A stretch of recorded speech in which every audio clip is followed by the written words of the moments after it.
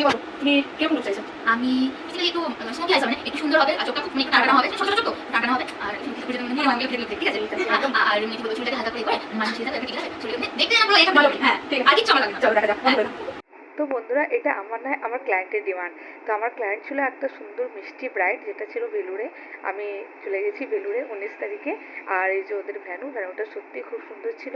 আর এই গরমের দিনে এসি ছাড়া একদম মানে মেকআপ স্টে করা খুবই মুশকিল হয়ে ওঠে। তো তোমরা দেখো কিভাবে আমরা স্টেপ বাই স্টেপ মেকআপটা করছি। আর আমার ব্রাইড মানে অনেকটাই লেট করে এসছো। আমরা 12টার সময় চলে গেছিলাম, কিন্তু ব্রাইড আস্তে আস্তে 3টে বেজে গেছিলো। যাই হোক, আমরা চুপচাপ বসে একটু টাইম পাস করছি আর ব্রাইডের জন্য অপেক্ষা করছি। তারপরে আমরা মানে অনেকটা পরে ব্রাইড এসছে। তো আমি তাড়াতাড়ি ওর ফেসটা ক্লিন করে নিয়ে স্কিন প্রিপারেশন করে নিয়ে তারপরে মেকআপটা করেছি। তো তোমরা দেখতেই পাচ্ছ আমি ধীরে ধীরে স্কিন প্রিপারেশন করে মেকআপের দিকে এগোচ্ছি। আর আমার ফাউন্ডেশন হচ্ছে ফরএভার 52। তো আজকে আমি স্ট্রব ক্রিমটা একটু বেশি করে দিয়েছি, কারণ ওখানে একটু মুখটার একটা গ্লেজ দরকার।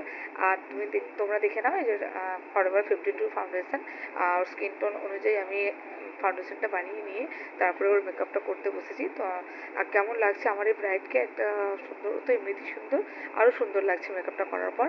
আর সত্যি মা লক্ষ্মী হয়েছে কি হয়নি, আমি করতে পেরেছি কি পারিনি মা লক্ষ্মীর মতো, তো তোমরা অবশ্যই কমেন্ট করে জানিও। আমার ক্লায়েন্ট তো খুবই খুশি ছিল।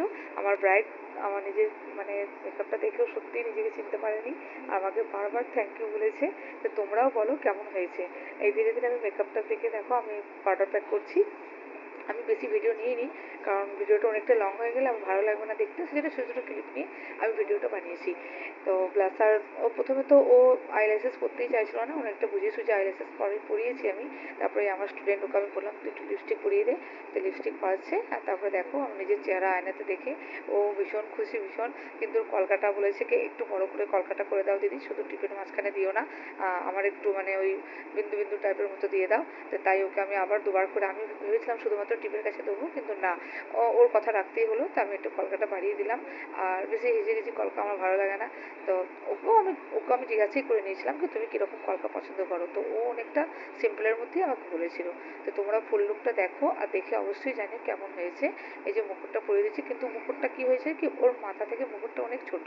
তো তোমরা যারা ব্রাইড আছো তাদেরকে অবশ্যই বলবো কি একটু বড় দেখে মুকুটটা নিও। এই ফুল লুকটা পুরোপুরি দেখো তোমরা মা লক্ষ্মীর মতো আমি রূপ দিতে পেরেছি কি পারিনি জানি না, এটা তোমরা বলবে কেমন হয়েছে আমার এটা এই বেঙ্গলি ব্রাইডটা। ও এমনিতেই খুব সুন্দর আর খুব মিষ্টি। আর সত্যিই ও মা লক্ষ্মীর মতো, আমার মতে তো মা লক্ষ্মীর মতো লাগছেই।